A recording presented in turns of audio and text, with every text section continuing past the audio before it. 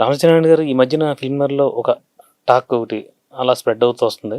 ఏంటంటే అది పూర్వం ఇదివరకు మీరు శాటిలైట్ రేట్‌ని బట్టి సినిమాలు ఓపెన్ చేసేవారు. ఇప్పుడు ఓటీటీ రేట్‌ని బట్టి సినిమాలు ఓపెన్ చేస్తున్నారు.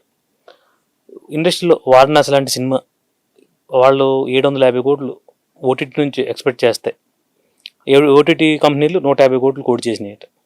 విన్నాను, నేను కూడా సోషల్ మీడియాలో ఉన్నాను. ఇది నిజంగా సోషల్ తెలియదు మీడియాలో ఎక్కువ వైరల్ అవుతుంది. ఏంటి దీని గురించి అసలు అలాంటి సినిమాకి అంత తక్కువ వాళ్ళు కోట్ చేయడం తప్పు కదా? అంటే ఏమైంది చూసారు మీరు, వారణాసి సినిమాకి అప్పట్లో ఈ యుద్ధ మీద మహేష్ బాబు నడుతుంటారు కదండి, అవి వాళ్ళంత కష్టపడి విఎఫ్ఎక్స్లో చేస్తుంటే ఏలో 2 నిమిషాలు చేసేస్తున్నారు. టెక్నాలజీ మారిపోయింది. ఇప్పుడు మారిపోయేటప్పటికి వాళ్ళు కూడా అసలు ఈ సినిమాలో కొనాలా వద్దా అని పూర్వం ఏంటంటే కాంపిటీషన్ ఉండేది నెట్ఫ్లిక్స్కి, అమెజాన్కి, వీళ్ళందరికీనండి. ఇప్పుడు వాళ్ళందరూ కూడా రింగ్ అవుతున్నారు.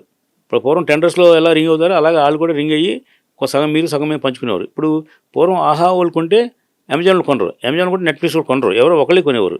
ఇప్పుడు ఏం చేస్తున్నారంటే వీళ్ళందరూ అయ్యి మీరు మేము ముగ్గురు కొనుక్కుందాం అంటున్నారు. అంటే ఎవరి ప్లాట్ఫామ్ ఆడిదే. అప్పుడు ఏమవుద్ది, రేటు పడిపోద్ది మార్కెట్. ఇప్పుడు మేము ఇతను 50 లక్షలు కోట్ చేస్తే అతను 60 లక్షలు కోట్ చేస్తే 10 లక్షలు లాభం వస్తుంది అనుకునేవాళ్ళం. ఇప్పుడు వాళ్ళు ఏమన్నారంటే ముగ్గురికి కలిపి 50 లక్షలు లేదా ముగ్గురికి కలిపి 40 లక్షలు ఏదో అలా బేరం ఆడుకుంటున్నారు. బేరం ఆడుకుని వీళ్ళు 50%, వాళ్ళు 40%, వీళ్ళు 30% అలా పంచుకుంటున్నారు. అంటే ఆ యొక్క ప్లాట్ఫామ్ యొక్క కెపాసిటీని బట్టి. ఇప్పుడు ఆహా వాళ్ళు ఎవరికి సినిమాలు కొనేవారు, కొంటలేదు. అమెజాన్ వాళ్ళు కొంటలేదు, నెట్ఫ్లిక్స్ వాళ్ళు కొంటున్నారు. ఇప్పుడు కొత్తగా జీటీ వాళ్ళు కొంటున్నారు. అవి కూడా పెద్ద సినిమాలు కొంటున్నారు.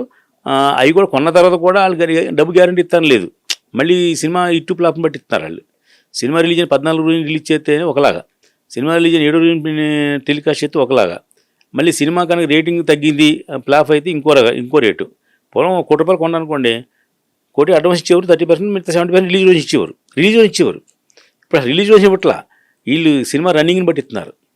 అవన్నీ పెద్ద సినిమాలు స్టాటిస్టిక్స్ అండి, అవి మన సంబంధం మేడం. కానీ చిన్న సినిమాలు ఏమీ కొనలేదు, శాటిలైట్ కొనలేదు, ఓటీటీ కొనలేదు, యూట్యూబ్ కొనలేదు, డబ్బింగ్ కొనలేదు, ఏమీ కొనలేదు అసలు. ఇప్పుడు విశ్వంబర్ సినిమా కూడా ఈ కారణం వల్ల ఆగిందంటారు. అది టెక్నికల్గా క్వాలిటీ కోసం తాపత్రయపడుతున్నారని, విఎఫ్ఎక్స్ చేస్తున్నారని తెలిసింది మనకి. రెండోది ప్రొడ్యూసర్స్కి ఏదో ఫైనాన్షియల్ ప్రాబ్లమ్స్ అని ఎవరో విన్నాం, అంటే నాకు తెలియదు కానీ సోషల్ మీడియాలో. ఇప్పుడు వాయిదా పడిన ప్రతి సినిమాకి ఓటీటీ బిజినెస్ కాక ఆగిపోయింది అనేది ఎక్కువ సోషల్ మీడియాలో వైరల్ అవుతుందండి.